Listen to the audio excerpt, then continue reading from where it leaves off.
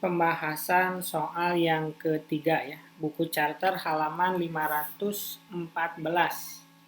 Di sana ada Jamestown Company beroperasi dengan dua departemen, yaitu Departemen Produksi P1 dan P2. Kemudian Departemen Jasa J1 dan J2.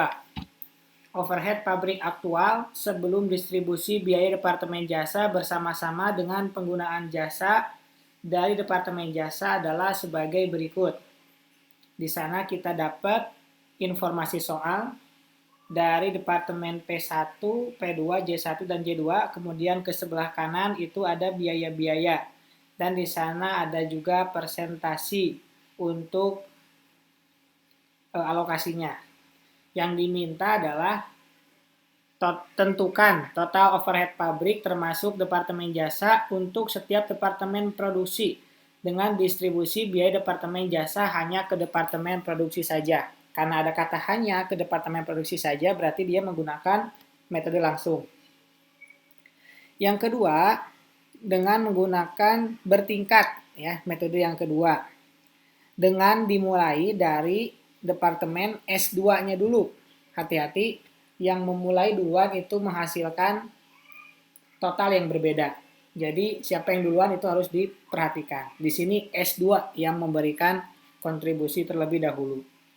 Yang ketiga adalah menggunakan metode simultan. Berarti ini metode yang lengkap. Yang pertama adalah metode langsung. Di sana ada biaya S1 yaitu 7.200. Jadi 40% ya dibagi 20. Nah, di sini kan kalau ada kita kasih bintang, cara ngerjainnya sama ya kayak yang sebelum-sebelumnya, yaitu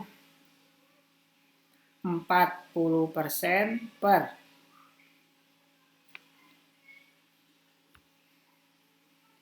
dari P1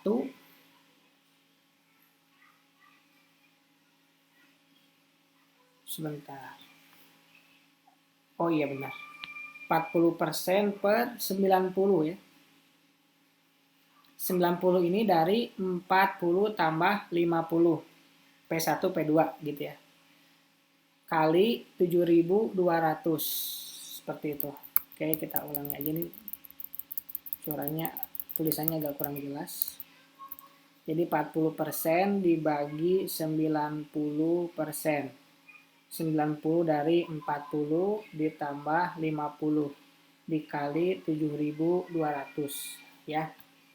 Seperti itu. Yang kedua pun sama yang 9.000. Kemudian dapat 3.200. Ini berarti salah ya, bukan di sini tapi di yang 3.200. Oke. Kemudian yang 4.000 juga sama sisanya. Yang bawahnya sama, berarti yang di sebelah kanan ya, yang J2. J2 untuk P1 dan P2, 20 sama 40. Kemudian jangan lupa ini dihilangkan karena sudah dialokasikan. Kemudian yang kedua, nah ini yang kita belum bahas di soal kasus, yaitu metode bertingkat. Kita lihat yang pertama kali melakukan alokasi yaitu S2. Berarti S2 itu nanti yang full. Ya. S2 atau di sini J2 ya. Jadi 20, 40, 40 itu full. Seperti contoh yang 1.800. Dapat dari mana? Dapat dari untuk yang P1 itu adalah 20. 20 per 100 dikali, hati-hati ya, kali 9.000. Bisa sambil dihitung ya. Takutnya ada kesalahan. 20 dibagi 100 dikali 9.000. 1.800. Betul ya. Kemudian yang keduanya yaitu untuk P2.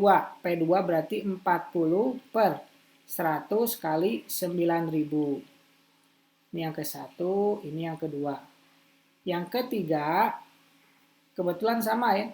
40 per 100 kali 9.000. Jadi khusus untuk metode bertingkat, yang pertama kali dialokasikan itu semuanya dapat dari produksi dan juga jasa. Adapun yang kedua adalah kita harus menjumlahkan dulu. Anggaran sebelum alokasi kan 7.200, dapat alokasi dari jasa 2 3.600. Jadi yang dialokasi ini itu adalah yang 10.800. Jadi hati-hati di situ. Yang 4.800 dari mana? Sama. 4 per 9. Sama kayak di atas ya. Bedanya adalah pengalinya. Bukan lagi 7.200. Melainkan 10.800. Yang 6.000 sama. Tinggal sisanya. Dijumlahkan seperti biasa. Dapat. Ya, itu untuk metode yang kedua. Metode bertingkat. Beda metode, beda juga hasil. Untuk metode bertingkat, siapa yang dialokasikan duluan, berbeda juga hasilnya. Kemudian yang ketiga yaitu metode simultan. Seperti biasa kita bikin persamaan dulu, yaitu S1 sama dengan 7.200 ditambah 40 S2. Ada ya di sana, di J2 itu 40 S2. Kemudian J2 9.000 ditambah 10. Seperti itu. Tinggal disubstitusi, dapat S1-nya 11.250, S2-nya 10.125. Baru setelah itu kita masukkan ke tabel ini untuk dilakukan alokasi lagi dengan menggunakan metode bertingkat, tapi dua-duanya dialokasikan ketiga-tiganya. Kita lihat di sini yang paling atas itu dari soal, kemudian 11.250 ini dari perhitungan, ya. Kemudian 10.125 juga dari perhitungan dimasukkan. Jadi nanti yang jadi dasarnya adalah dari hasil persamaan yang sudah kita lakukan substitusi. Bukan lagi yang 7.200 atau yang 9.000. Kita kasih contoh perhitungan yang 4.500. Yang 4.500 itu untuk P1 dari S1. Jadi 4 per 100 ya. 4 per 100 dikali 11.250. Berarti yang 5.625 dari mana? Dari 5 per 100 dikali 11.250. Kemudian yang sisanya 1125 itu adalah dari 10 per 100 kali 11.250. Untuk mengetahui jawaban kalian benar, ketika kalian menjumlahkan 4.500, 5.625 sama 1125, hasilnya harus 11.250. Kalau salah atau berbeda berarti salah. Begitu ya cara ngecek jawaban kita benar atau salahnya. Kemudian alokasi dari departemen yang kedua, yaitu S2.